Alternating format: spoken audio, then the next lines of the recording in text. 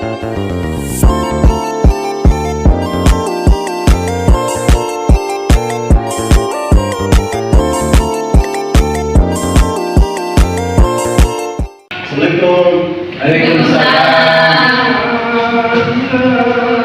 baik anak-anak, sebelum kita mulai pembelajaran hari ini, terlebih dahulu kita berdoa dulu ya. Ya, Pak. Udah selesai. Jadi Bapak cek absen dulu ya. Ya, Pak. Semua ada ya? Hari. Oke. Jadi sebelum pembelajaran dimulai itu, terlebih dulu Bapak cek semangat dulu. Jadi jangan sampai hari ini anak-anak tidak semangat, jadi Bapak cek semangat dulu ya. Ya, Pak. Jadi sebelum Bapak cek semangat itu, Bapak tes dulu. Kalian tahu nggak kalau tes semangat? Yang pertamanya, mana semangatmu? Tidak. Jadi kalau Bapak orang bilang kalau mana semangatmu, kalian jawab ini semangatku. Mana semangatmu? Ini semangatku. Mana semangatmu? Tepuk tangan sampai tepuk tangan. Mana semangatmu? Mana semangatmu? Mana semangatmu? Mana semangatmu? Oke, baik. Jadi langsung saja kita masuk pada pembelajaran ya. Jadi pembelajaran hari ini terkait tentang pendidikan anak SD. Jadi kalau bicara tentang pendidikan anak SD itu,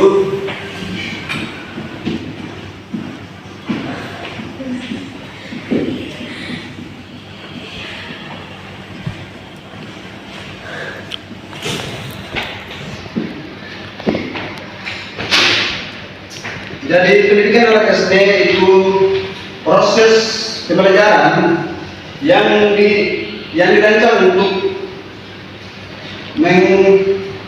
yang dirancang untuk anak-anak yang berusia 6 sampai 7 tahun, 6 sampai 12 tahun.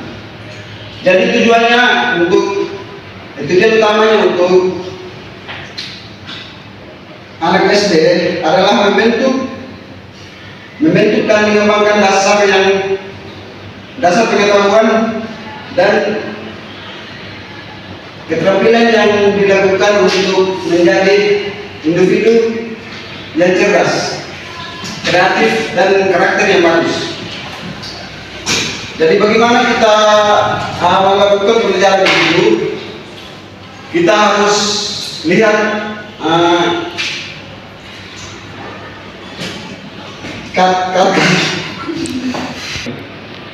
jadi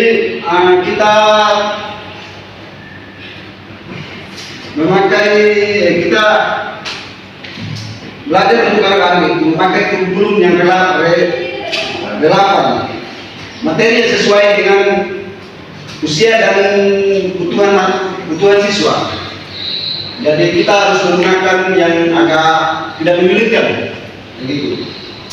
Paham nggak anak-anak? Paham. Jadi metode pembelajarannya itu menggunakan permainan seperti tadi Bapak sudah public speaking doa apa bu? Iya Pak. Jadi Bapak menggunakan jadian ya? Iya Pak. Itu juga salah satu bentuk bagaimana siswa semangat dalam pembelajaran. Kalau kita menggunakan teknologi,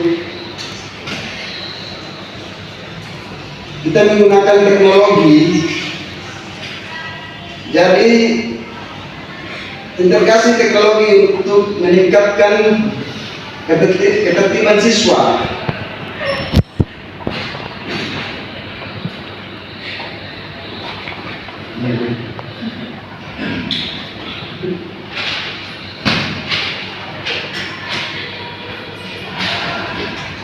Kalau pembelajaran berbasis proyek itu menggunakan materi dengan proyek relevan. Contoh seperti kita kerja kelompok, saling komunikasi, begitu. Paham nggak? Oke. Jadi bab lanjut ya.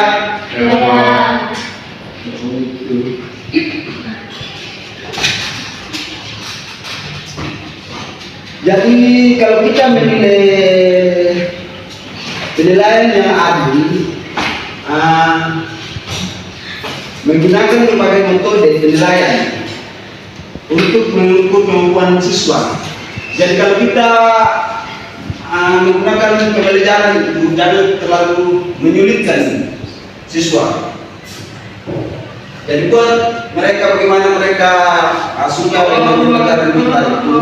Salah satu contohnya tadi yang Bapak buat itu. Kartun. Jadi saya ulangi ya. Bapak ulangi terkait dengan pendidikan anak SD. Jadi pendidikan anak SD itu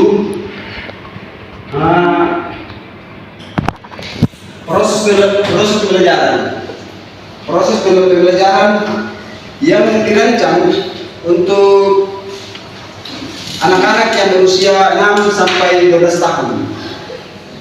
Usia 6 sampai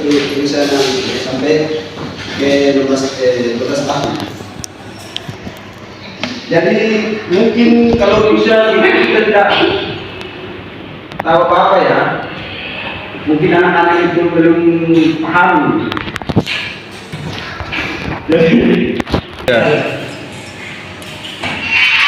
Jadi pendidikan anak sekolah dasar itu adalah tahap pendidikan formal. Yang pertama dan paling dasar dalam sistem pendidikan itu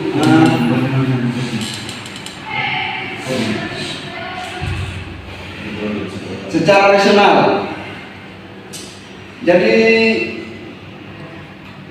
pendidikan ini dipertemukan bagi anak-anak usia sekitar 6 sampai 12 tahun.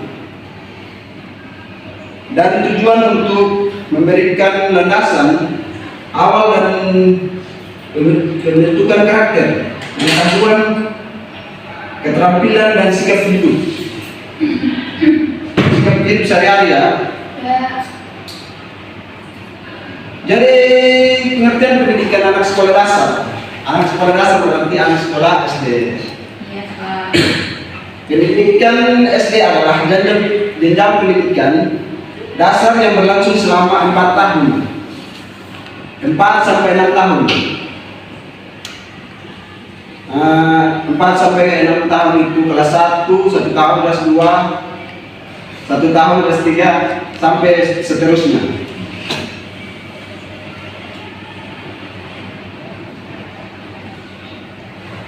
Jadi dibagi menjadi 4 poin. Pengembangan kemampuan dasar membaca. Membaca itu kalau ejaan, kalau dari awal itu ejaan dulu, ejaan baru tahap sampai. Dan yang kedua itu pembentukan karakter dan sikap positif. Jadi kita masuk pada pembentukan karakter seorang anak itu, kita harus pahami betul bagaimana pergerakannya seorang anak di usia 6 tahun. Pengenalan ilmu pengetahuan dan sosial. Dan poin keempat, pelatihan keterampilan hidup dan kemandirian. Jadi langsung saja kita masuk pada tujuan pendidikan SD secara umum ya. Paham nggak? Paham. Jangan nanti dong. Jadi satu itu membentuk dasar kepribadian, yaitu pertama mengembangkan sikap religius, moral, sosial dan emosional anak. Jadi kalau mungkin di usia 6 tahun itu kita belum bisa mengontrol emosi kita. Jadi dengan cara belajar ini supaya kita bisa tahu bagaimana kita bisa mengontrolkan diri kita atau emosi kita. Yang kedua itu meningkatkan kedisiplinan, kejujuran dan tanggung jawab dan rasa ingin tahu. Dan kedisiplinan itu bagaimana kita harus disiplin dalam hidup kita sehari-hari, atau di sekolah atau di lingkungan masyarakat. Itu kita harus disiplin dan hidup kita teratur. Kalau kejujuran, jadi selama kita hidup di dunia ini, kita perlu kejujuran yang mendekat pada diri kita. Itu sangat penting. Mengerti nggak? Mengerti. Oke. Masih semangat kan? Masih. Bapak lanjut ya. Yang ketiga itu menanamkan keterampilan dasar, kemampuan literasi, membaca atau menulis. Jadi kita masuk di jenjang di SD dulu, baru kita belajar menulis sama membaca ya. Contoh seperti sekarang kita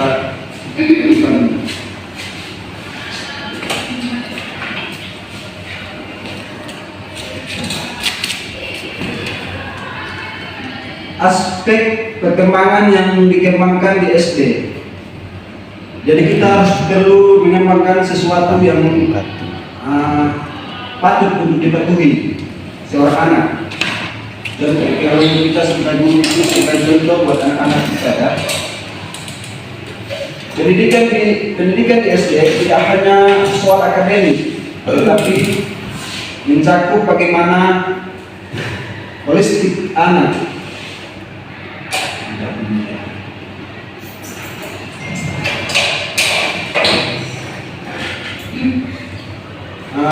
Struktur kurikulum di sekolah dasar, cukup materi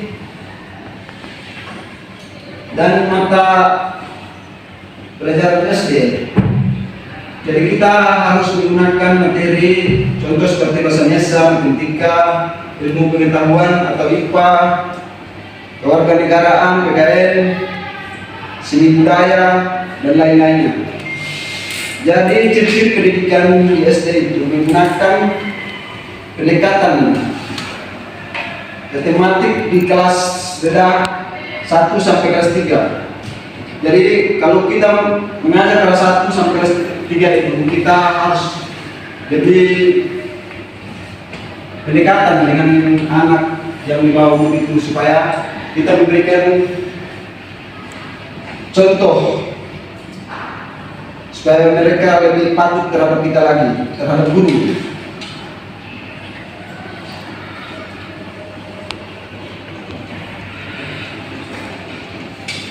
Yang poin kedua itu proses pembelajaran memulai bermain sebelum belajar. Jadi jangan bermain saja, bermain sambil belajar. Kalau bermain sambil belajar itu contoh seperti yel-yel itu kan kalau kita pakai dalam situasi lebih tegang-tegang gitu.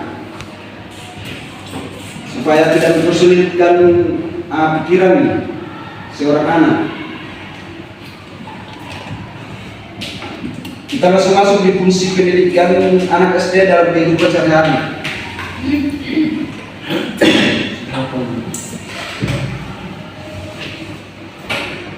Fungsi satu itu fungsi akademik, memperkenalkan dasar ilmu pengetahuan. Yang kedua, Fungsi sosial, melatih interaksi sosial dan kerjasama terhadap siswa. Fungsi psikologis, menumbuhkan rasa percaya diri dan kemandirian terhadap siswa. Yang kelima, fungsi ekonomi, memberi fondasi awal untuk keterampilan hidup. Pendidikan SD dan tentang masa kini. Yang poin pertama itu adaptasi teknologi digital dalam pembelajaran. Jadi kalau zaman sekarang itu, jadi kita masuk pada pembentukan karakter seorang anak itu, kita harus pahami betul bagaimana pergerakannya seorang anak di usia 6 tahun. Pengenalan ilmu pengetahuan dan sosial. Dan poin keempat, pelatihan keterampilan hidup dan kemandirian. Jadi langsung saja kita masuk pada tujuan pendidikan SD secara umum ya. Paham nggak? Paham. Jangan ngantuk dong.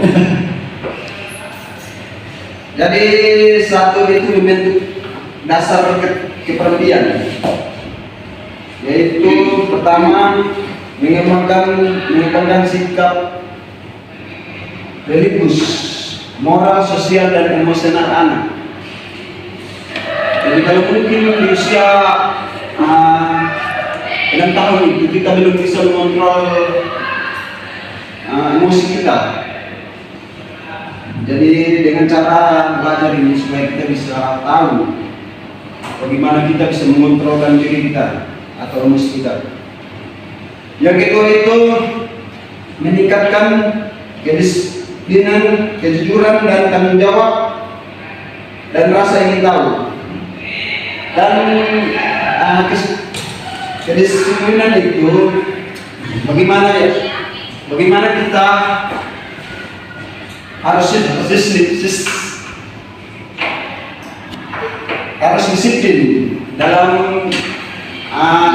hidup kita sehari-hari atau di sekolah atau di lingkungan masyarakat itu kita harus disiplin dan hidup kita teratur. Kalau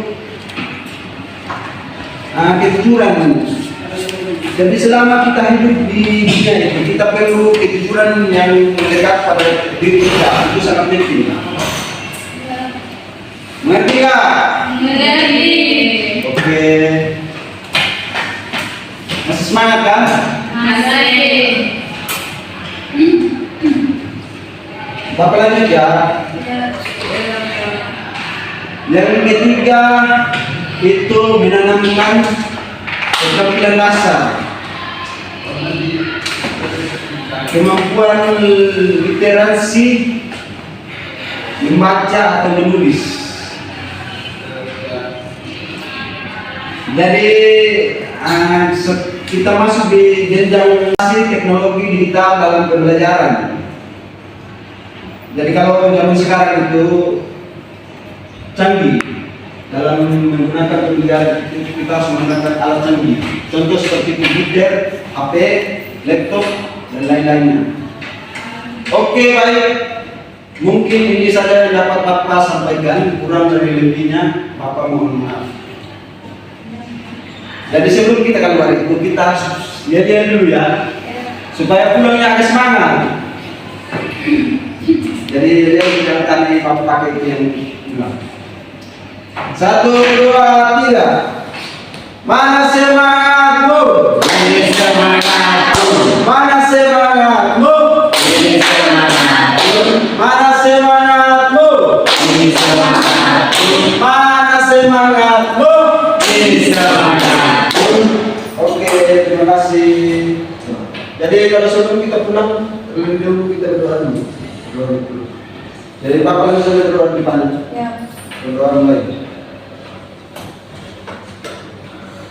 Doa selesai. Assalamualaikum warahmatullahi wabarakatuh. Waalaikumsalam. Alhamdulillah doa. Ya, bagus. Dia Pak.